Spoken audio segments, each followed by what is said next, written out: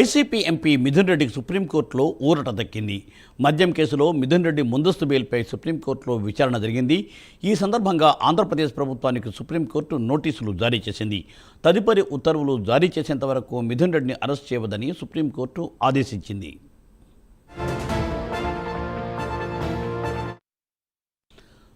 Right, దీనిపై మరింత సమాచారాన్ని మా ప్రతినిధి శ్రీనివాస్ అందిస్తారు. శ్రీనివాస్.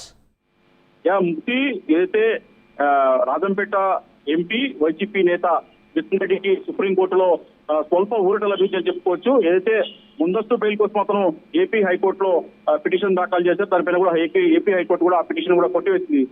అతను గత వైసీపీ ప్రభుత్వ హయాంలో జరిగిన మద్యం మాఫియాలో అతని పైన పెద్ద ఎత్తున విమర్శిస్తూ ఇప్పటికీ అతని కోసం కూడా ఏపీ సిఐడి పోలీసులు అతని కోసం వేట కొనసాగిస్తున్నారు.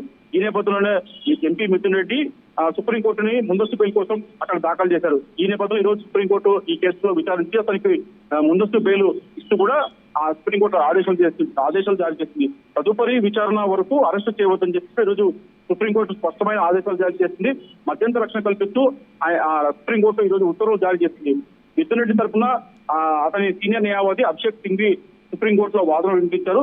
విచారణ జరిపిన జస్టిస్ జేబీ పార్తీవాలా, జస్టిస్ మహాదేవన్ ధర్మాసనం ఈ మేరకు కూడా ఈ రోజు మిథున్ రెడ్డికి తదుపరి ఆదేశాలు వచ్చి కూడా అరెస్ట్ చేయవద్దని చెప్పేసి కూడా ఆదేశాలు జారీ చేసింది. మద్యం అమ్మకాలపై సిఐడి కేసులో ముందస్తు బెయిల్ కోర్టు కూడా ఈ రోజు ఆయన ఏదైతే పిటిషన్ దాఖలు చేస్తే దాంతో అతనికి అనుకూలంగా కూడా ఈ రోజు సుప్రీంకోర్టు ఆదేశాలు జారీ చేసింది.